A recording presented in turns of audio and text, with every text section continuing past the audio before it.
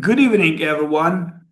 It is beautiful to be here today, not only because we will talk about this book that JUNGIANEUM's book has just released or reissued.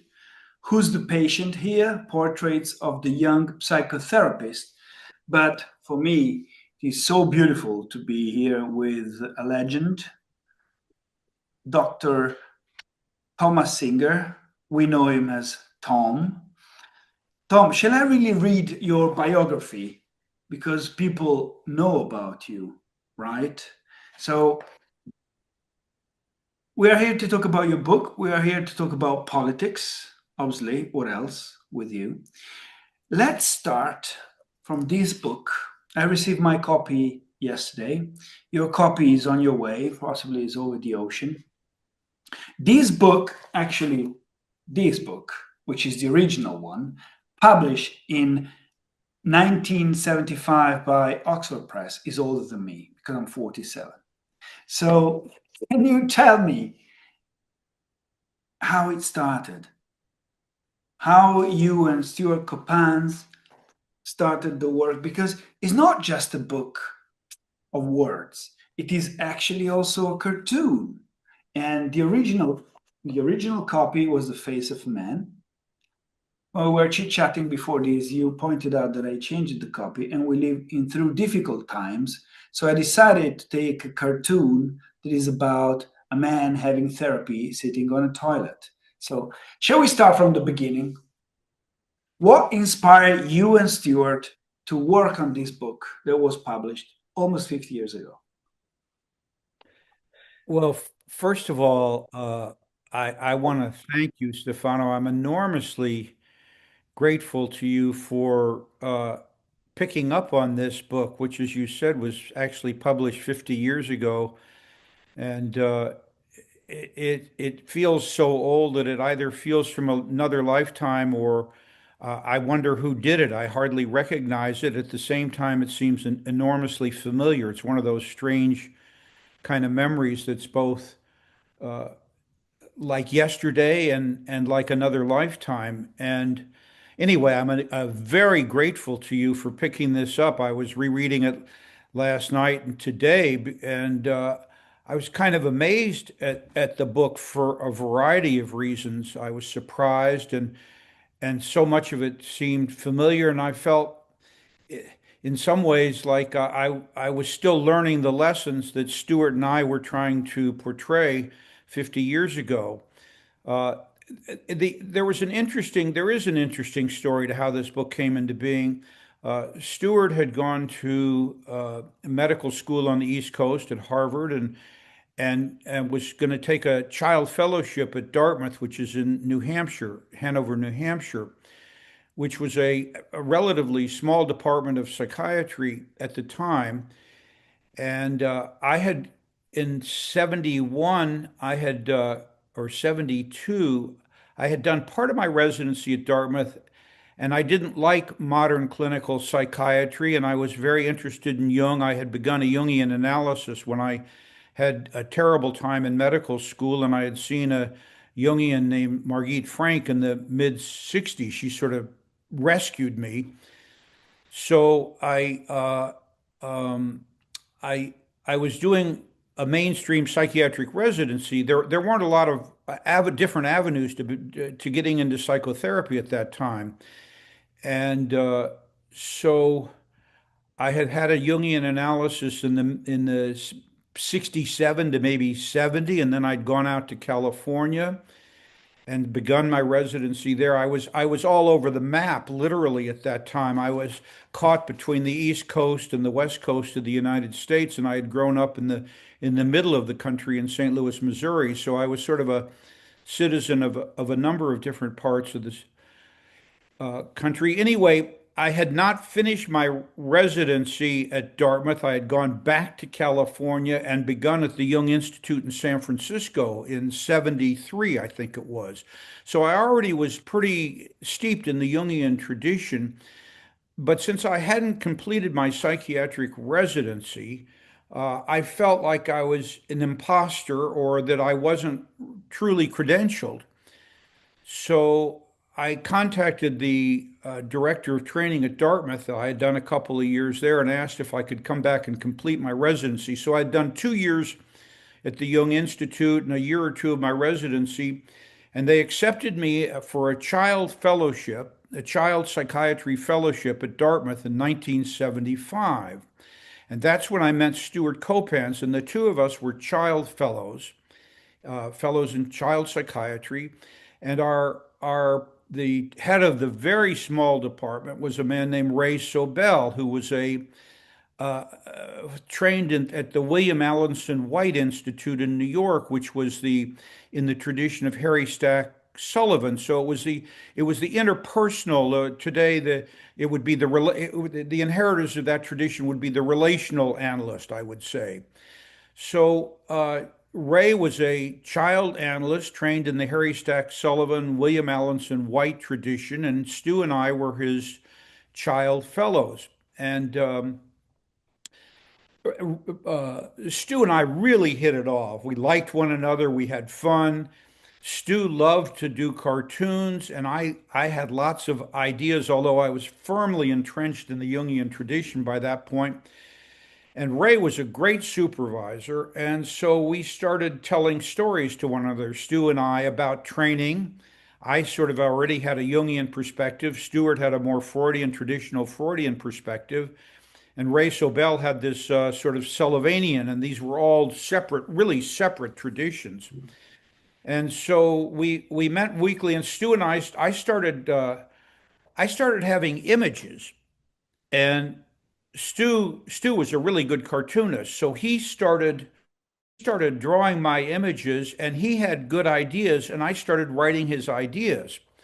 So we had this really synergistic collaboration between images and ideas, the Freudian tradition, the Sullivanian tradition, the Jungian tradition.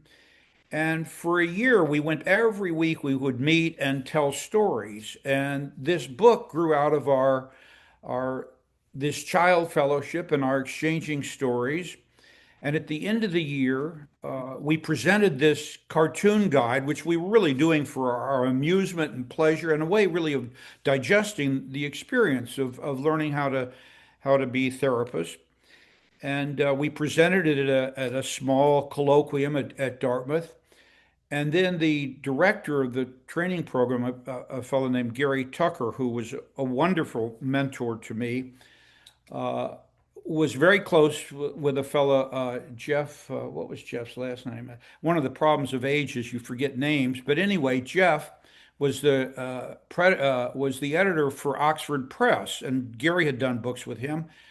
And lo and behold, Gary sent this manuscript to Jeff at Oxford, and Oxford decided to publish it, which was just kind of a miracle at that time. Oxford was like the pinnacle of the pinnacle, and we were a couple of guys fooling around with images and cartoons and ideas about learning psychotherapy. So we were enormously lucky that they picked up on it, but. To place it in a broader context, the America was in a kind of turmoil then that we haven't seen the likes of which until now. It was a time, it was really even though you weren't born, it was a cultural revolution. It wasn't just a cultural revolution in the United States, it was a cultural revolution around the world. And people who are old enough to remember the late 60s and early 70s will remember that this was a time of enormous transition and transformation and a kind of actually a great explosion and opening in culture. And so this book was kind of timely because in mainstream psychiatry, the Freudians had held all of the power for a long time in all of the major medical centers and universities of the United States. And it was just at the beginning when the biological tradition was starting to replace the Freudian tradition in the universities and the medical centers. And Mhm. the biological tradition was, of course, was psychopharmacology, basically. So the power in the training of psychotherapists and psychologists and psychiatrists was in rapid transition. from a pretty strictly Freudian point of view to a much broader based opening to all sorts of traditions. I'd been in California, so there were many people who were sort of steeped in the Kundalini and many more esoteric traditions, and they were all sort of flooding the psyche at that time. So Stuart and I were resonating to all of this while we were doing our child fellowship, and this book is the result of that. That's kind of a long-winded answer to your question, but it was a time of great cultural transition, and that was happening in psychiatry as well as in politics and in culture in general. So it was a very vital time, very exciting time. You said you were in Jungian analysis, so the fact that you were a psychiatrist in training, not a psychoanalyst in training, when did you decide to train to become a Jungian psychoanalyst? Well, I think I decided that maybe my third or fourth year in medical school, which would have been in the late 60s. I was a terrible medical student. I mean, I was really I wasn't well suited for it. One of the problems was that I had done all of my pre-medical, you had to take a lot of pre-medical courses, and I had done all of those courses in the early 60s, but I was much more interested in the humanities. I majored in European literature and religion at Princeton, and then I went and taught in Greece for a year. This is from in 65. So when I went to medical school in 66, I hadn't had a science course in 3 years. So I was way behind, and I never felt comfortable in the role of a regular physician, if you will. Fortunately, I met in the basement cafeteria a fellow named Ray. Oh my God, it's so bad. Uh, Ray Walker, who had been a stockbroker and had gone into a Jungian analysis with a very famous Jungian named Esther Harding, and decided to go to medical school. And I met him in the cafeteria, the basement of the Yale Medical School in 67. And he had come via a Jungian analysis to leave his job as a stockbroker. He was 35 years old, which was very old for a medical student. And I didn't know there was a Jungian tradition. I didn't know there was an ongoing Jungian tradition. I thought Jung had died and that was it. And Ray had been in an analysis. And so I ran into my own crisis in medical school, started to see a Jungian analyst. And I think by the late 60s, I had decided I wanted to be a Jungian analyst. And I had actually spent a couple of years in the training at the Young Institute in San Francisco before going back and doing this residency. So I was already a pretty committed Jungian by that time. And what happens in the book is that it starts off with sort of the hero's journey. The hero is either a Freudian or a Jungian or somebody who wants to become a great analyst and a great savior and is well armored to go into the mental institutions and cure people. And that's sort of the book starts with the young hero or heroine setting off in search of cures for mental illness. And then eventually the young hero gets swallowed up by the enormity of mental illness and mental processes and all of the armors of the medical tradition and the psychiatric tradition start to fall away. And that's what this book is about, how the armored young hero gets taken apart by actually beginning to deal with patients for the first time. Yes, Wonderful. that's yes. And and your love hate for medicine is well described in the following words. Psychiatry is unlike regular medicine.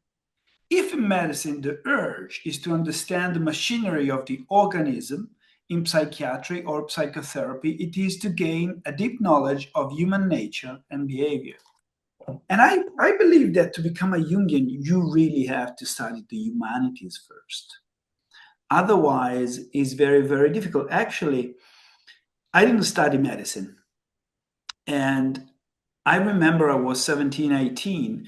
It was the summer of my graduation, and I was talking to the priest that basically helped me to grow up, the one that scolded me when I was not following the rules, the one that had good words when I was lost. And he asked me, "What are you going to do next year?"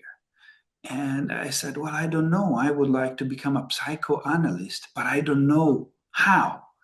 And he said, "Well, usually you study medicine, psychiatry." I said, "Oh, no, medicine with all that scientific subjects, I will simply not pass." And in fact, after a couple of mistakes, I started to study literature and philosophy. And for me, that was the thing. Tom, a very simple question. Who is Jung? You froze, Stefano. Say the question again. Who is Jung?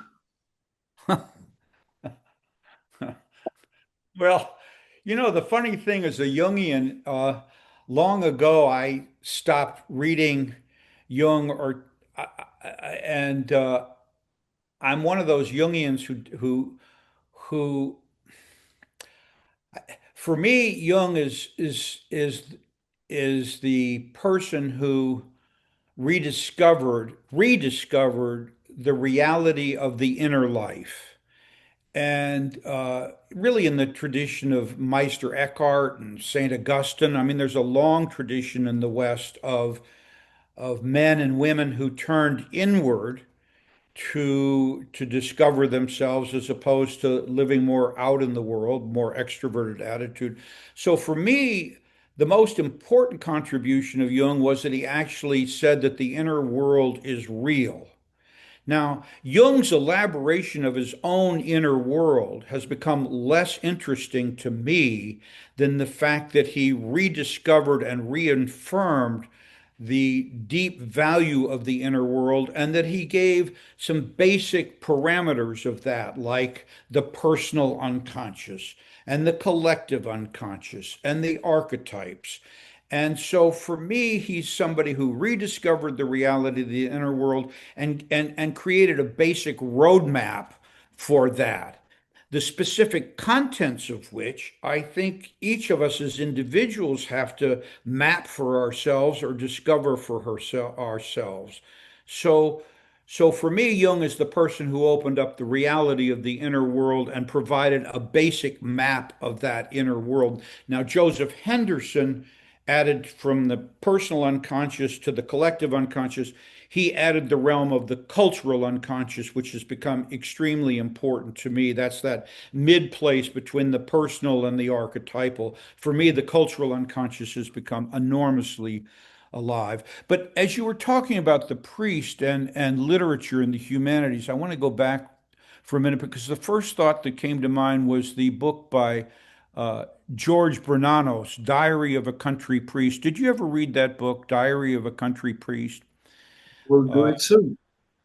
well, it's a country priest who suffers deeply. I think and it's been years since I read it, who develops, I think, stomach cancer and he dies. And so it's a lonely, isolated man of deep spirituality who has a life-threatening illness and who, in the midst of that, has been trying to tend to his flock. Mm. And I read that more than 50 years ago, but as you were describing your own difficulties as a young man, as you were looking for things, that book came to mind. And I mention it because I happen to agree with you that I think as Jungians, we're probably best steeped in the humanities rather than in science and medicine. Um, Although the real challenge is to be able to balance something of the humanities and a scientific attitude. I think we need a bit of both. Yeah, yeah, absolutely. Um, a month ago or two, I was part of an event organized by the Montreal Society, Jungian Society, which is not an official society of the IAP, but is an amazing, amazing group of really uh, Jung's lover. And Murray is here with us tonight. So I say hello to you, Murray. And on the panel, there was our dear James Hollis. And I put him like you and many other, Mary Watkins, Paul Young Eisner, as really as the new ancestor. But he said something that stayed with me. So I would like to double check with you how you feel about it. He said, to become a Jungian, you have to be someone in exile. So in exile? Exile, yeah. Hmm. Well, first of all, I also participated in the Montreal Jungian Society, and I agree with you. I think they're doing some of the most exciting programming now of any organization, any Jungian group around the world. And Murray is terrific, and so I had a great experience with them too.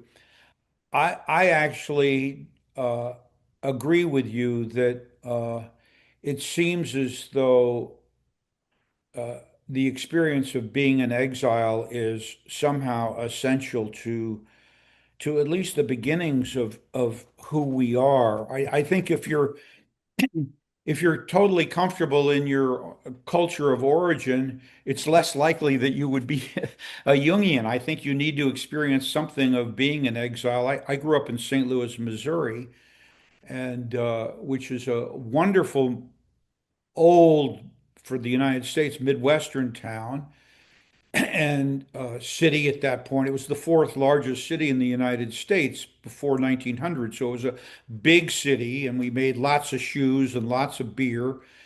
And by the age of 17, although I grew up in a very comfortable, very prosperous and comfortable, really upper class family of that era, I was reading Camus at the age of 18. Now, what's a 17-year-old in the late 1950s doing reading The Stranger and The Plague? You know, how did I end up there? I don't know how I ended up there, but I ended up being in exile from this Yeah. very comfortable, prosperous, fine old Midwestern American city. So, so my own personal experience is that exile seems to be an important part of who we are. And I think most of the people I know have had that experience. Most of the Jungians I know. Uh, I agree with you. Tom, the title of the book is Who's the Patient Here? But the subtitle is Portrait of the Young Psychotherapist. I remember when you and I first met, it was August 2019 in Vienna, and I asked you to interview you. You gently agreed. Many things stuck in my mind, but one thing was until I was 60, I felt I had nothing to add. I felt I had nothing to write. And well, since you were 60, you contributed so much. And we are all grateful to your work and especially cultural complexes and what you do now. But before we get into your own work, what would you say to the young therapist of today, of 2025, the one in training, the ones that would like to train, the one that just, because there are many students online tonight, there are many recent graduates of whatever age, because we know that you can become a Jungian at any age. What would you say to them? Those in training right now, those that would like to train? Well, it's a really good question to which I don't have a, a quick or easy answer. I guess I can speak from my own experience that, as you remember, and I'm quite surprised that you remember so well, I was at an institute, a very fine institute where Joseph Henderson and Joseph Wheelwright and Kay Bradway and John Perry, these were some of my giants. And I really didn't. I thought, first of all, that as a Jungian, you didn't have anything to say until the second half of life. That's sort of what we were trained, that individuation was a second half of life process. And so you really didn't have anything to offer until you were at least 40, but maybe now that would be 50 or 60. I mean, that was sort of that's kind of how you felt. And then when you're surrounded by giants, you do feel as if they know and have written about or explored everything that there is to know about life and about individuation. And so I certainly picked up that feeling that I had nothing new to contribute. It really wasn't until I started to discover my own voice, which was Mm. not until I was 60. Not that I didn't have my own voice before that, but that I had something to say. And I guess what I would say is don't try to say something before you have something to say. In other words, wait until there's something that comes to you that is really that you can't not say, that you have to explore, and that I talk to people all the time who wonder how I got energy or passion for things, and they sort of go through their life without. Well, I don't think it's until you dive into yourself, and maybe if you're lucky, something comes up from inside that just grabs you and you have to go into it. That's when I would start saying something, and that's what I would start writing, whether you're 20 or 30 or 40 or 50 or 60, whenever it happens. I mean, somebody like James Baldwin, the great black American, he had something to say at 20 and 30. But a lot of us don't really have anything that's really ours until we're older. So to the younger people, my advice would be don't worry if you don't have an original voice. If you do, give expression to it in whatever way you can. And if you don't, wait for it to come because I think it will come. So And it's if it not an age-related thing necessarily. Yeah, yeah. And if it doesn't come, it's okay. We'll find another way. I was in Rome, as I said recently, and I went there because I was invited to speak at Italian Jungian Society, and my nephew was there as well. He asked me, "What is your job?" And I want to tease him. I said, "My job today is to tell a lot of things but say nothing." And he looked at me and said, "You have a strange job." But also because, I've published a couple of things, and I think I'm in that phase now that is what's next. It's not about publishing more, but it's publishing something that is really meaningful to you, to you. So it's something that speaks to you. Tom, what is the relevance of analytical psychology today?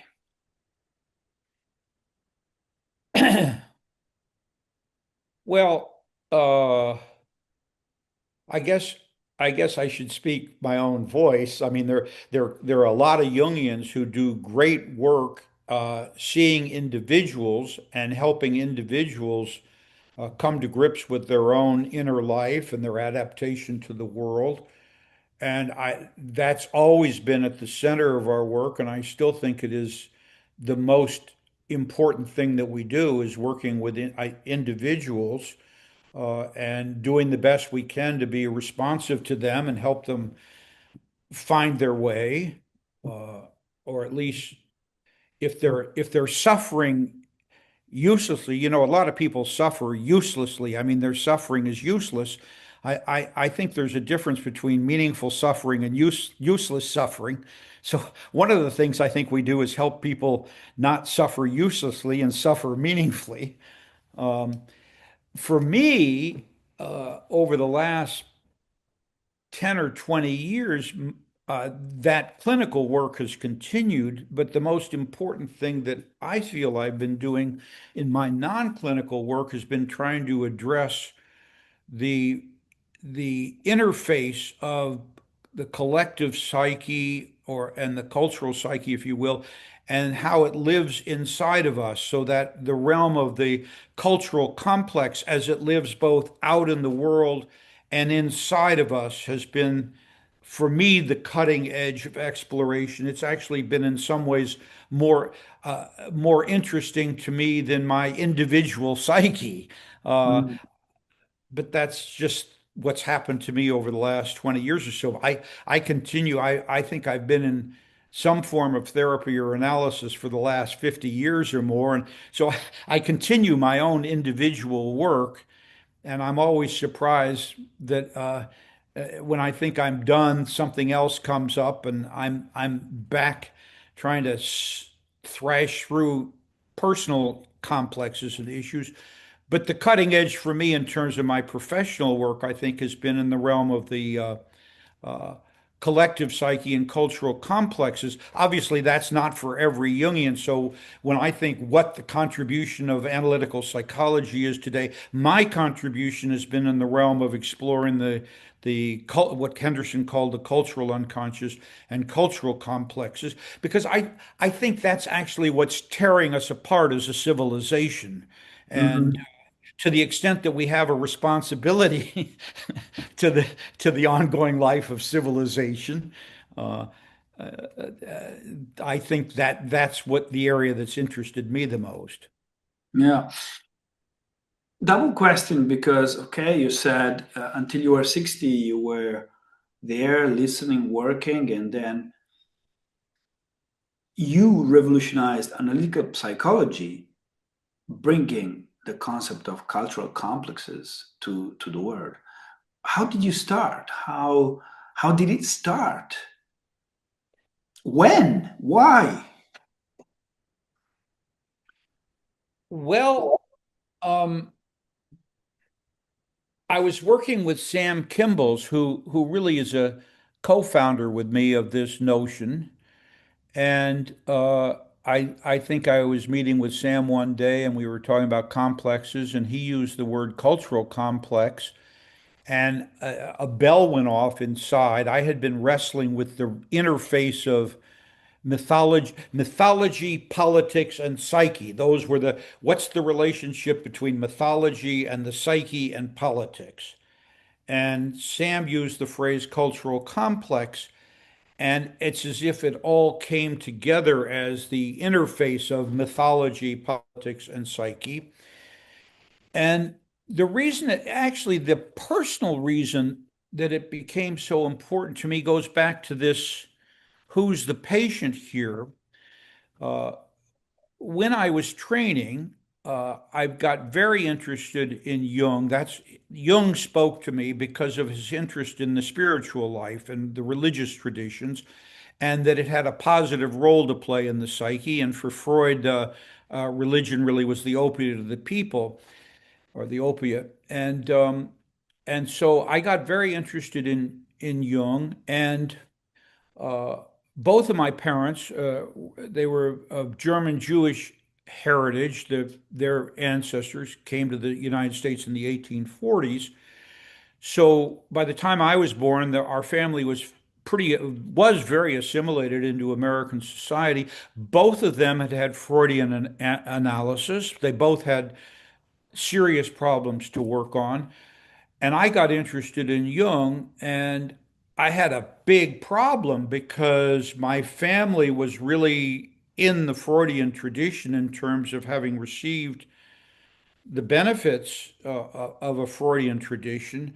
And I was interested in Jung. Was this some sort of authority problem? Was this what or whatever? So inside of me, there were these two traditions that were really competing. One was the Freudian, and one was the Jungian. And all the time I was thinking through training and afterwards, I was always kind of at war with myself about Jung and Freud and the Jung-Freud split.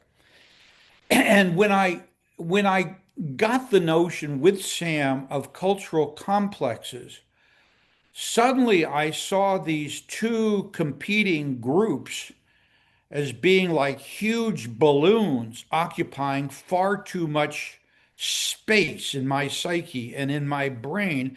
And the notion of cultural complex released all of the air in those cultural complexes, and the fights between Jungians and Freudians just suddenly they occupied a lot less space, because I was able to say, oh, these are cultural complexes. These two Mhm. traditions have become complexes.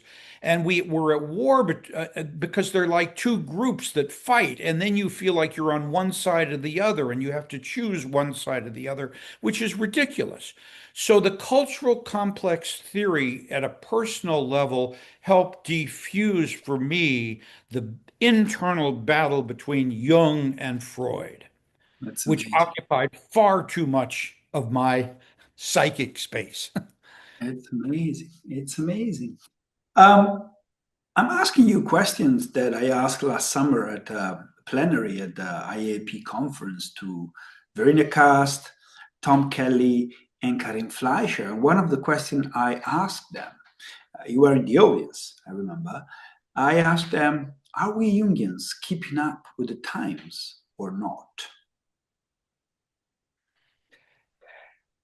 Well, I can't speak for the Jungians.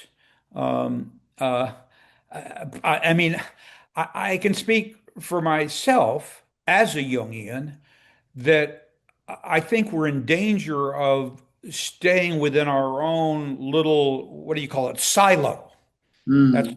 that's the word that we have us. We have a language of our own, we have a deep tradition of our own, and when we get together, we speak our language and we carry on, and it's very meaningful to us. I brought a friend of mine, close friend of mine, who's been in the Gurdjieff movement for 50 years, and I brought him to a conference we just had at our Young Institute in San Francisco on politics just this last Saturday. And he stayed there all day and he listened very attentively. And I asked him what it was like. And he said, well, I really liked it a lot, but you all sure have your own language. And I didn't understand half the words you were using. And it was interesting to me and it was gripping. But so our biggest danger is that we become too insular, which we've always been insular because the Jungian tradition was always in exile, as you say. We were always the minority tradition. We were always seen as an esoteric or woolly-headed mystical tradition. And so we stayed under ourselves in many ways. So our biggest danger is staying unto ourselves, I think. Our biggest challenge is to meet the world as it is today. And that means, for instance, right now, I'm exploring artificial intelligence. Yeah, And with great interest, although I understand how people are deeply concerned about it and fearful of it, but I think we need to stay up with the times in terms of politics, in terms of philosophy, in terms of literature, in terms of social and political movements. We can't isolate and insulate ourselves, and that's our natural tendency. yeah, I agree. And actually, I think you're really speaking for the young analyst, the one in training. And also, it's important, I believe, to, as you did, leaving the consulting group because the work you did in the past 20 years and the work about the psychosocial and the politics is really about that. But we also must change our language to ensure comprehensibility to lay people. Um, and maybe through these, I mean, we can keep talking internally in our niche with our words. But when we go out, we must uh, watch out because people don't understand and they might also get frustrated and irritated. But if we are able to become more comprehensible, analytical psychology might regain the initial revolutionary creed so dear to our founders. And look, for example, at what Jung did, being interviewed by the BBC and then the book that came out of that. He wanted people to understand what he was trying to say. Of course, in certain publication circles, he was using a specific language, but otherwise, we might become detached from the dayward claims of individuals. So, step out from the consulting room would be the focus for me. Stepped into the polis, answering the question of the 21st century. Otherwise, we might risk to becoming sterile inheritors of Jung. Sterile inheritors of Jung, and is not a very good-looking thing, isn't it, Tom? No, I remember when I was starting out as an analyst, I started to feel very isolated in my individual consulting office. And a friend of mine who worked for the United States government, the federal government, in disabilities claim, Social Security disabilities claim, they needed medical experts to come in and help Mm. administrative law judges determine who had mental illnesses that made them eligible to receive federal benefits. And he asked me if I would come into the courtroom as and testify as an independent medical expert about the nature of the mental illness and whether it meant the severity for which somebody would receive funding.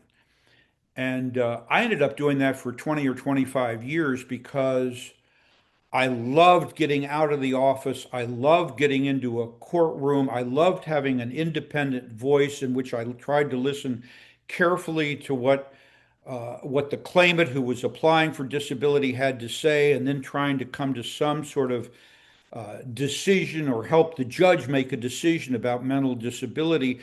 And in that context, I was exposed to so many things that I never would have seen in my office. There were boat people coming from Southeast Asia, from Indonesia. There were people coming from Cuba. There were all sorts of exiles coming into the United States. There were drug addicts. There were all the people that you wouldn't see in your office. And I loved being out in the world. It was like fresh air for me. And I do think we need to keep one foot in the consulting office and one foot out in the world, may be a way of saying it. And our language it's a big problem. My kids, when I start to talk young, they gave up listening to me a long time ago. I mean, they just don't listen to me. And the problem is Jung's basic insight about the reality of the psyche and of the inner world is still foreign to an Yeah, awful lot of people. And how we are able to translate out in the world that the inner world is real and of value and of meaning in a way that is comprehensible by those people for whom the the inner world is not real. I still think um, that's the most important thing we have to contribute yeah. is, yeah, Go go on, ahead. go on. No, that's why cultural complexes are so real to me because these complexes, they're not just out in the world, they live inside of us. Mhm. Whether it's a personal complex or a cultural complex with an archetypal core, however you want to frame it, it's the inner reality of it that moves us deeply and often unconsciously. And that's what we have to contribute. And Yeah, how we bring that into the world or mediate between that knowledge and the vicissitudes of everyday life in a very complex society, it's an extremely challenging. yeah, Uh, yeah. At the conference, I had a coffee and a chat with Sono Shandasani, that again is working on something amazing that is retranslating and working on a critical edition of Jung's collective work. But apart from this, he told me that by statistic, by numbers, Jung's book sell 3 times more than Freud's or Freudian books. And this is not just, again, what you said before, the competition between Freudian and Jungians, who cares? But to me, it shows that especially in times like today, in times of crisis, Jung's voice is very relevant. Perhaps we could always say that Freud is perfect in time of ease, but in time of spiritual crisis, Jung's becomes much more interesting and relevant. And you can see these also in the arts, movies, plays, books, and not only because we just went through the 150th anniversary of Jung's birth, but there are many, many people that can engage with Jung not from a clinical point of view and basically say what we are not able to say to a wider audience. And this is fantastic. But at the same time, we also have to realize that we, the Jure Jungians, so those that have trained, are not the only one to own Jung, right? So it would be also a merge between us, the trained Jungians, and those that are knowledgeable about Jungians and that bring it to the world in a massive way. It would be very nice if we could meet and speak and maybe also be a little bit courageous. There are not many Jungians that write, for example, for newspapers on a daily or weekly basis, and it's a pity. Or magazine that reach a good number of people. well, it's very challenging. I've been writing a so-called Substack. I don't know if Substack is something that's become popular Yeah, in your. yeah. And your Substack is very famous within the Uh, U.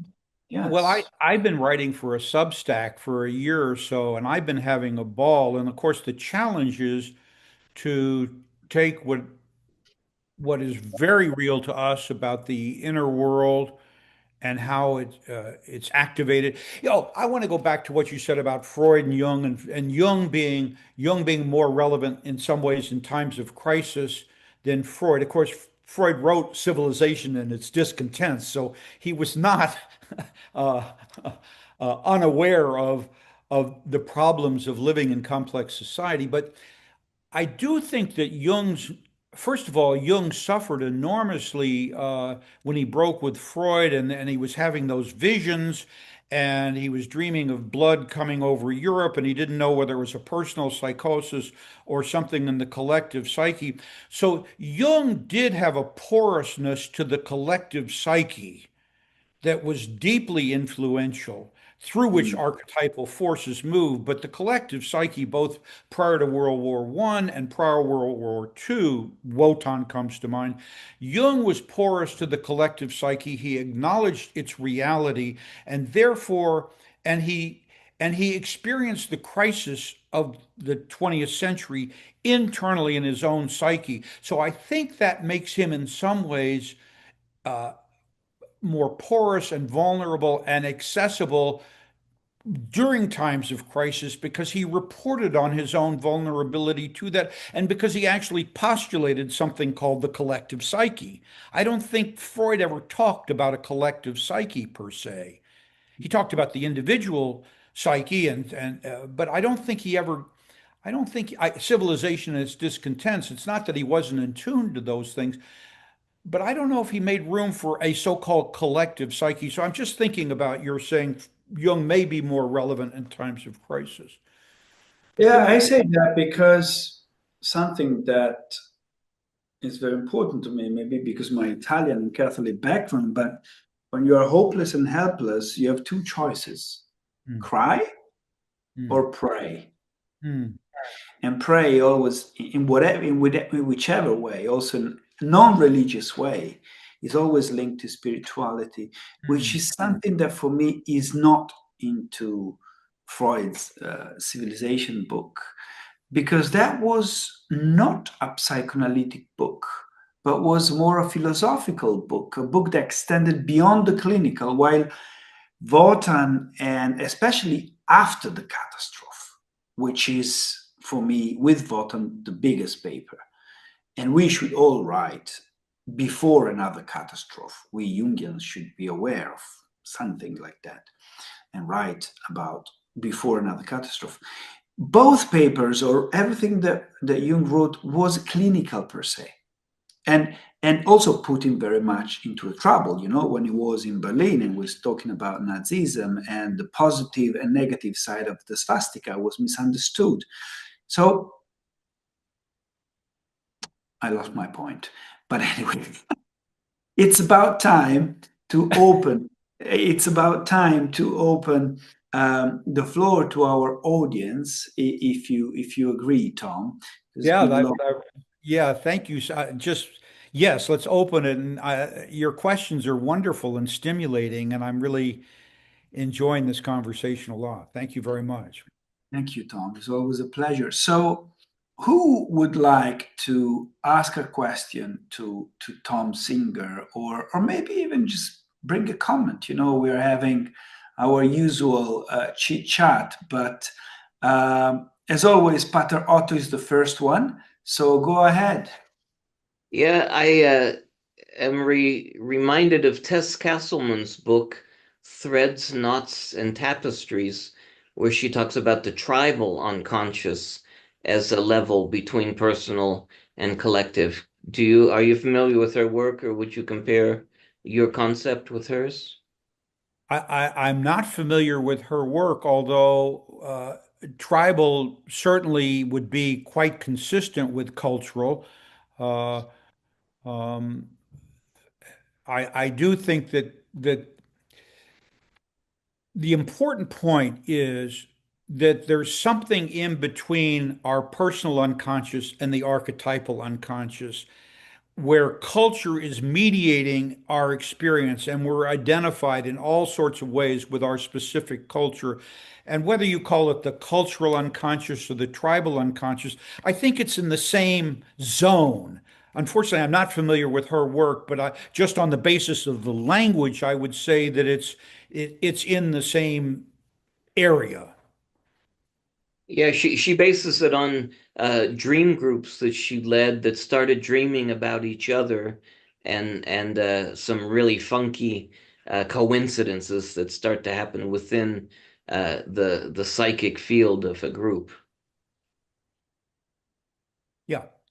Well, it makes sense to me. In other words, it's not just the individual in relation to their own psyche and the archetypal. It's something in the group that has its own life. And I certainly believe in that, and we experience it all the time. I think we're so. I would agree. You know. We have, I don't know who's first, Marjorie or Dennis. You decide who goes first. Dennis. Oh, okay. Wow, wonderful interview. Tom and I think we're in the Bay Area about the same time. I started graduate school in insect pathology in Berkeley, fall of 1967. I came into Jung through a pure science route. So your discussions about the humanities. And because of that, I realized what attracted me so much about Jung was the ecological nature of his work and his connection to the environment. I also, when I started training in Zurich, I realized my scientific side was suffering there and had a dream about that. So my first talk I gave at a national conference in 1883 was Jungian Psychology and Science, a Strained Relationship. So that whole relationship to Apollo is really important. The other thing is, in terms of young people and the relevance of Jung's message, I more and more have been thinking about young people facing the environmental crisis. And I think Jung's connection with Taoism and nature is going to be very important. And particularly Vine Deloria Jr., this very well-known Native American writer, philosopher, saying Jungian psychology was the best way to approach the indigenous mindset because of dreams, synchronicities, and visions. I think the future for young people, especially with Jungian psychology, will be how we can address the environmental issues and the connection of the intrapsychic to that external world. To me, is the avenue is through kind of the indigenous worldview and a sacred sense of nature. Oh, that's wonderful. Complementary and compensatory addition, because for you, the scientific mind was the natural mind that you inhabited. For me, the humanities was more the natural mind that I inhabited, although I love biology and science. My experience in medical school really alienated me from that. So I got driven over more to the humanities side of things. So thank you very much for bringing in that positive side of the scientific mind and how relevant it is today with regard to the interconnectedness of all of life, which sort of, in a funny way, the scientific mind at some point split us off from that, and Jung brought back in the fact that it doesn't have to be split off, something like that. Thank you, Tom. Marjorie. I'm asking myself whether at 76, Jungian analytic training is for me. I've been very interested in dreams most of my life, and I've written several books on twins. I'm also a Taoist and a Theosophist. And so I'm thinking at the end of life, is extremely important, because if we're going to be reincarnated, we better have some wisdom to bring with us in the causal body, in the and so I've been thinking about working with people at end of life, because I don't believe that the young are the only ones. I believe that we can carry wisdom over into the next lives. And so I'm just wondering what you think. If I've been a psychotherapist for many, many years, should I consider analytic training, or should I just go on as I am as a practiced, psychotherapist? Well, I think at 76, what do I think? First of all, who am I to tell you what's best? I can give you an Well, opinion. I yeah, I think, want an opinion. yeah, an opinion is that I think analytic training is very difficult and takes tremendous energy, and I would suspect that you're already so into it that I don't know whether a formal analytic training makes any sense. Not because you're too old, but because you have so much experience. I think analytic training, Stefano may have and others may have a very different opinion. I think you need to be relatively young, because it takes so much energy, and it's so demanding, and I think it sort of tears you apart. I'm not sure at 76 I'd want to be torn apart in the way that I think analytic training can tear you apart. What do you think, Stefano? I mean, I'm just shooting from the hip on this. I agree. It's not about age. It's about, do you want to be teared apart? Do you want to be broken into pieces? And started training, you really started training at a very difficult time of your life, and for different reason. And maybe it's easier if you buy the book and read the book first before you think about it. But now, to make a joke, maybe more than the training is working in supervision with some Jungians, right? And here you have Tom, you have Pater Otto, you have Ruth Williams. And actually, there are many colleagues that are very experienced in their own field. And at some point, they decide to go for, let's say, supervision, so more informal, but is also important. Thank Good you. luck. I think that's great. I think that's a great suggestion, that you can get your best Jungian training with a good supervisor, and you don't have to go the institutional route. I think what I'm thinking about is the institutional route. It's just you have to submit to all the institutional stuff if you're going into formal training. If you go into consultation with a good super Jungian, you'll get what you need. That's a great Thank you. idea. Tom, maybe you agree with me, but the real training starts once you are graduated, right? I still benefit from supervision. And I remember Andrew Samuels telling me, after I graduated, I had supervision for 10 years. During the training, you study books because of the exams. But I mean, life is a training. Barbara. Thank you. I started my training at 62. I finished at 69. And the very first time I called the LA Institute to ask about training and training prerequisites, the person on the other end of the phone didn't identify themselves, but their immediate response to my question was, "What is this self requiring of you?" And I would offer that question. Thank you. That's really good response. Thank you so much. That's a better way of going about it. Thanks. We have Rocky Ortega. Well, thank you for calling on me. So I'm on the other side of the coin. I'm 78, and I'm my first year at the Zurich Institute. And I did not have a choice in the matter. Absolutely not. I'm a semi-retired lawyer, and I found myself in a funk heading downhill. I'm not feeling so good. I don't like, more depression. So I said, well, when did I feel on top of my game or feel like it was me?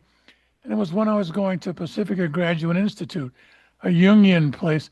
I felt alive there. I had plenty of energy. Shit, I would drive down there on a Friday night, spend 2 days, drive back Sunday, and go to work as a lawyer. It was great. So I said, so I need to uh, check out this avenue again. So I started reading some books. I started, this feeling lifted. And I says, I'm going to get an analyst. So I started with that and I feel even better. Like, holy cow, this is really it. And then I came to the fact I'm too old, it's too expensive, and it's taking way too much time. And so I thought I was at a restaurant. I just get up and leave. My poor analyst is like, what the hell's going on? He really was involved. And now there's a vacuum. I'm not coming back anymore. I changed my mind. I started getting depressed again. I played this out at least 3 times and maybe 4. And it wasn't until I got off the dime and said, I'm getting in with both feet that, that those feelings lifted. And so that's where I'm at now. So I say if your arm itches, scratch it. Well, what comes to my mind, thank you so much, is that you all should write. This book is called "Who's the Patient Here? Portraits of the Young Psychotherapist." You should write the next version of this. "Who's the Patient Here? Portraits of the Old Psychotherapist," and talk about what it's like to undergo this kind of process later in life. Uh, this was early in life, but all three of you were talking. All three that have responded are saying, "I'm older and I have to do this," and I think it's great. And I feel properly chastised for uh, saying you're too old or whatever I said. You And said I would it's too much work. too much work. It is too much work. It is too much work, truly. I Yeah, think yeah. I was thinking about the institutional dismemberment. You go through these, all the stuff of becoming an analyst. There's a whole lot of institutional stuff that I think at an older age, I don't think one needs that, but I may be wrong. Do we know anything about these in Jung's time? Was Jung accepting students or trainings that were uh, Good question. in an older age? Because there is not literature about it, right? We know very much about his students or patients from all over the world. I'm reading a book by an Italian writer who is not a Jungian and writes about Christiana Morgensen going back to Kuznach before Jung would die, and so meeting his care Ruth and Aniela Jaffe when she was writing on the memory, dreams, and reflection. But we don't know about Jung entertaining training relationship with someone that is over 60, right? We should ask Sonu to make a research about it. That's a very interesting question. When I was at Yale Medical School and I met Ray Walker, he was 35 and had been a stockbroker and gone into analysis and decided to become a psychiatrist and then a Jungian. And I thought he was very old at But 30. no. But also, I remember when I was 35, 6 when I started my training at the Jung Institute, not a medical school. Of course, medical school is very old, but I remember that I don't know if there is still a minimum age you have to start training, maybe 26, 28. If you're under 26 or 38, they don't consider you because you have to be closer to the second half of your life, which is something bit difficult. And also, I think I think people will not misunderstand me, but there is a big difference in training for a reason that is linked to something in you, in your soul, and training because you have time and money and you need a hobby profession. And this is something that that sometimes happens, So there is a big difference in why someone is starting training. I think Dennis wants to ask or has to say something else. Yeah, my understanding is that Jung did not want a Jung Institute. That was one thought. But going back to something before about the Jungian language and isolating ourselves, and Stefano, you had mentioned the BBC interview, I think, and such an interesting story how Man and His Symbols came about. Freeman, who interviewed Jung, was sent down to Kusnacht to convince Jung to write a book. Jung turned him down. Freeman goes back to London. They persuaded him to go back again. So when Freeman went back the second time, Jung had a dream that he was lecturing to the masses and they were listening intently. So that's why he agreed to write that book. He was interviewed, I think, in 59, died in 61, not in good health. So he wrote the one chapter and farmed the rest out to his most trusted followers, if you will. But so in Jung's mind and by his own dreams, his psychology was for the masses, not just medical students or entomologists. Absolutely. Absolutely. Tom, we are reaching the end of this beautiful, for us, evening, for you, lunchtime retreat. And the floor is yours for your last consideration, comment, complaints, whatever you want to say. Well, I would say that it's been a real pleasure to talk with you and with the people participating because it's what do I want to say? I just love the contributions from other people. Each of us has our own experience and our own calling and our own way of proceeding. Everybody here has had a different story to tell about a calling. It's really a calling where it's something that they couldn't not do.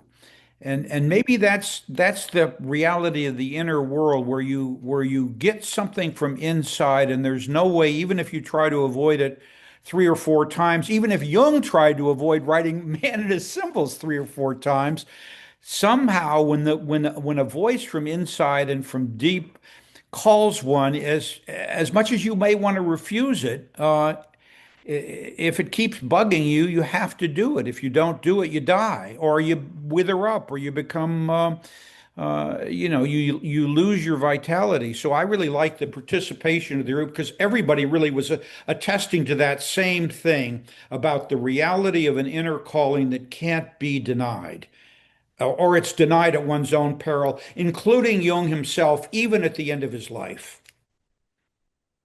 Thank you. Thank you, Tom. Fantastic words.